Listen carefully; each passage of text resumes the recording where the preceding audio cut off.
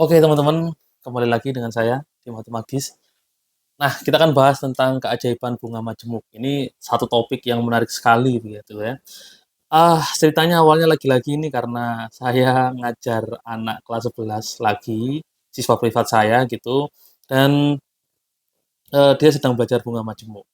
Tapi sayangnya dia nggak tahu gitu, apa sih kehebatan dari bunga majemuk itu. Jadi dia hanya bisa pakai rumusnya, ngitung berapa nilai investasinya, modalnya gitu ya, berapa nilai tabungannya selama sekian tahun. Tapi dia nggak tahu tuh apa hebatnya bunga majemuk gitu. Dia hanya tahu kalau bunga tunggal itu ngitungnya pakai rumus ini, kalau bunga majemuk ngitungnya pakai rumus itu, bunga majemuk itu lebih besar gitu ya daripada bunga tunggal. Seberapa besar dan seberapa powerfulnya bunga majemuk itu dia nggak nyadar.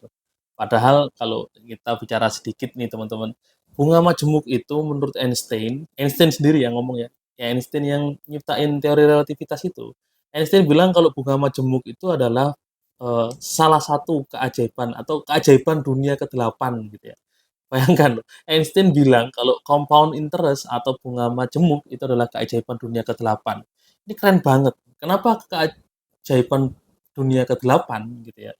Seberapa hebatnya bunga majemuk itu, apa yang membuat bunga majemuk itu powerful sekali bagi sebagian orang gitu ya tentunya yang tahu cara memanfaatkannya. Nah, semoga postingan hari ini, video kali ini bisa menjadi bahan belajar untuk kita semua supaya kita bisa benar-benar melek secara finansial gitu ya. Supaya kita tahu kapan kita bisa memanfaatkan bunga majemuk dan tentunya menghindari kesalahan dari keputusan-keputusan yang kita ambil terkait dengan bunga majemuk.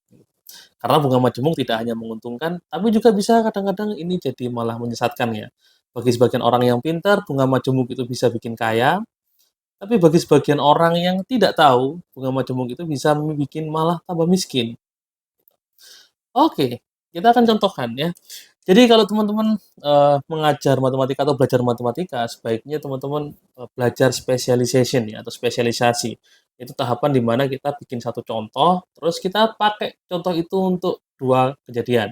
Dalam hal ini saya akan pakai untuk menghitung bunga tunggal dan bunga majemuk.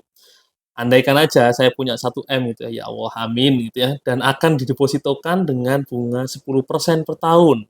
Saya akan hitung mulai dari bunga di tahun pertamanya. Untuk bunga tunggal, saya akan mulai. Untuk bunga tunggal, berarti besarnya uang saya di tahun pertama itu adalah misalnya adalah M ya modal saya, berarti yang saya investasikan atau yang saya tabung ditambah dengan bunganya katakanlah saya pakai simbol B lah ya.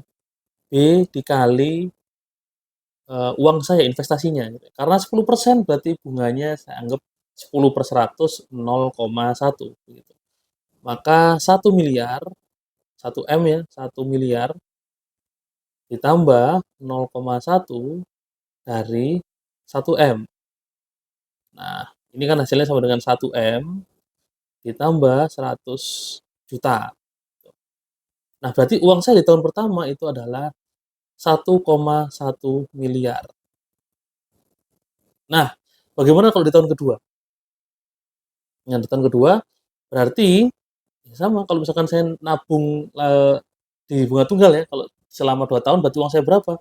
Kita akan ngitungnya seperti ini sama M sama dengan yang kita investasikan I ditambah nah 0,1 dikalikan dengan I lagi dikalikan dengan periode waktunya yaitu 2 tahun berarti saya kalikan 2 gitu.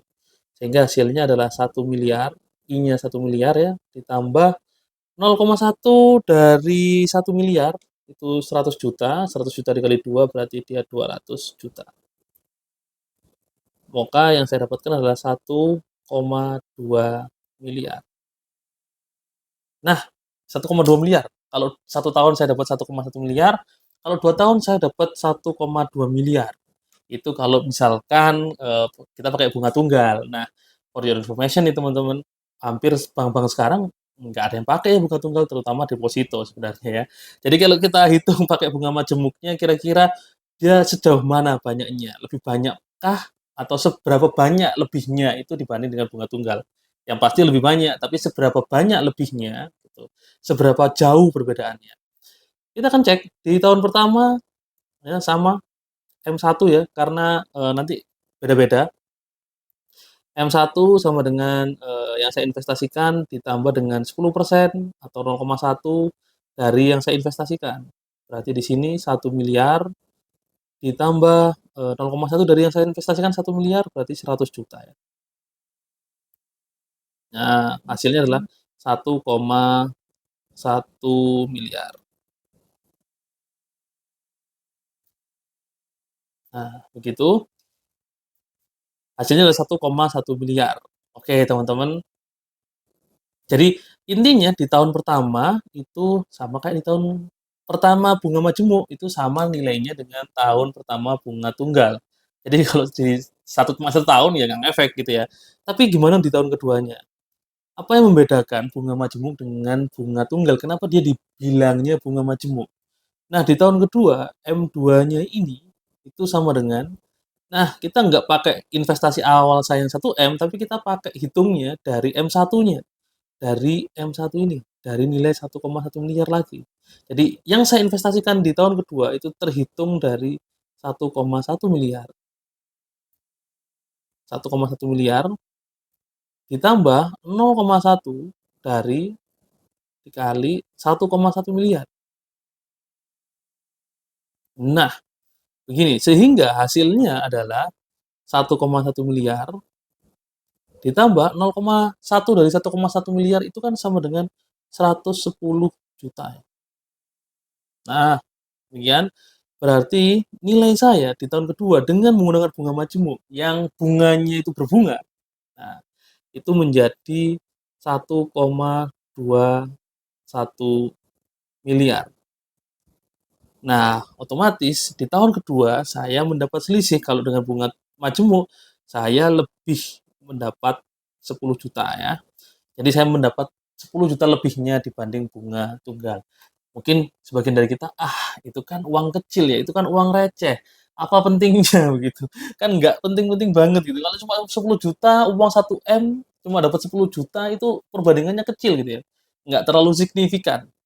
But wait teman-teman, kelebihan di bunga majemuk itu sebenarnya, justru di waktunya. Ingat tadi kita hanya di 2 tahun, bagaimana kalau di 10 tahun? Apa jadinya jika saya mendeposito selama 10 tahun? Kita nggak mungkin ngitung satu-satu selama 10 tahun ya. Oleh sebab itu kita akan generalisasi. Kita bikin generalisasinya, kalau di bunga tunggal berarti M, modal awalnya, yaitu, investasi saya, ditambah dengan investasi saya dikali dengan bunganya, misalkan saya pakai, simbol B, dikalikan dengan jangka waktunya yaitu T, gitu. Dari sini ada 2 suku nih, ya, investasi dan ini, investasi dikali bunga dikali jangka waktunya, maka M bisa saya rumuskan sebagai I dikali, nah, 1 ditambah BT, ya, bunganya dikali jangka waktunya, ini adalah rumusnya. Nah, ini kita temukan rumusnya untuk bunga tunggal itu seperti itu. Sekarang kita akan, cari kalau 10 tahun gimana ya, berarti kan T-nya sama dengan 10, M sama dengan, ingat tadi saya nabungnya 10 miliar dikali, ya, 1 ditambah bunganya adalah 0,1, 0,1 dikali 10, dikali kali ya teman-teman, kali ya 10. Nah, seperti ini. Berarti 1 miliar dikali 1 ditambah 0,1 kali 10, 1 ya, seperti ini. Hasilnya adalah 2 miliar.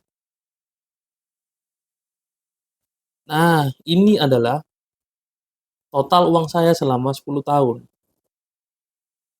dengan menggunakan skema bunga tunggal. Nah, itu adalah, skema bunga tunggal. Kira-kira apakah selisihnya juga 10 juta kalau misalkan dengan bunga majemuk? Oke, kita akan, ini ya, kita akan coba untuk menggeneralisasi rumusnya. Oke, kita tulis M sama dengan I begitu, ditambah I dikali bunganya ya, dikali B, kali B seperti ini. Nah, ini adalah untuk M1. Itu kalau saya sederhanakan berarti M1 ini sama dengan I ditambah oh, saya sederhanakan lebih oke, sorry, saya sederhanakan dari sini aja, sehingga ini jadi I dikali 1 ditambah B. Nah, seperti ini teman-teman.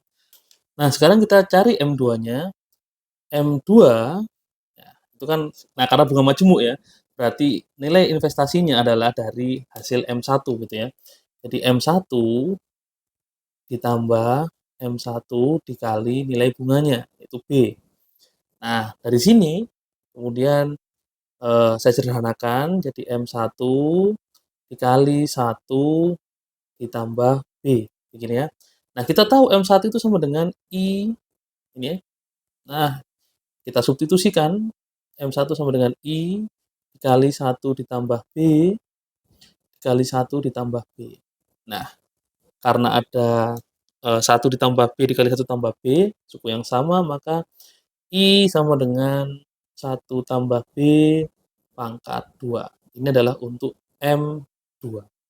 Nah, kemudian untuk tahun ke T gitu ya, maka MT sama dengan I